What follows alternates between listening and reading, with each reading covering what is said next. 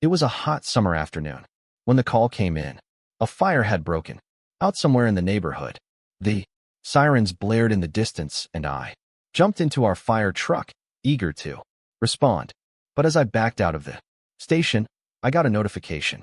Kathy, the notorious HOA enforcer, had parked a huge SUV across the narrow access road, neighboring her property, and there is no one could get through. When I arrived at the scene, there she stood before her with her clipboard in her hand. "You can't drive through here," she shouted. "It's contrary to the regulations of the HOA. Vehicles aren't allowed without prior approval." I blinked. The audacity was staggering. Lives were at stake, and Kathy believed that the rules of the homeowner association could take precedence. Emergency protocol. I called out calmly, "Move your vehicle now.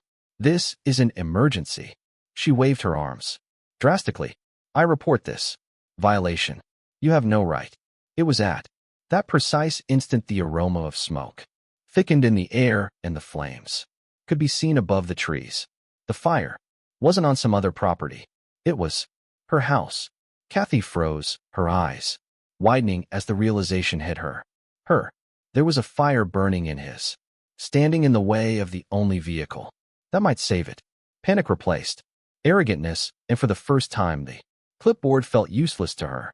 I ran up to the truck, radioed my team, and issued commands. Kathy, still flustered, scrambled out of the way, muttering rules and permissions as her property is now at risk. Within minutes, the fire team had deployed hoses, contained the fire, and averted catastrophic damage. Afterward, during assessment of the scene, Kathy attempted to compose herself again and lecture us on HOA compliance. I calmly HOA rules. It reminded her, do not supersede emergency services. Blocking access to a fire truck is not merely reckless, it's illegal. Neighbors who had watched the spectacle whispered and told among them that shook their heads. Kathy's legendary overreach had spectacularly backfired, leaving her humiliated and exposed. For the past years, she had been obeying petty with intimidation and authority. But these regulations no longer mattered today. Her own obstinacy nearly turned against her. A disaster to tragedy. The occurrence quickly spread through the community as a cautionary tale. The time HOA Kathy attempted to impede emergency services and learned too late that the fire was in her own home. From that day forward, her credibility crumbled. The clipboard, once a symbol of terror in the neighborhood, became a punchline. The fire was finally extinguished with little damage, and it made one lesson clear.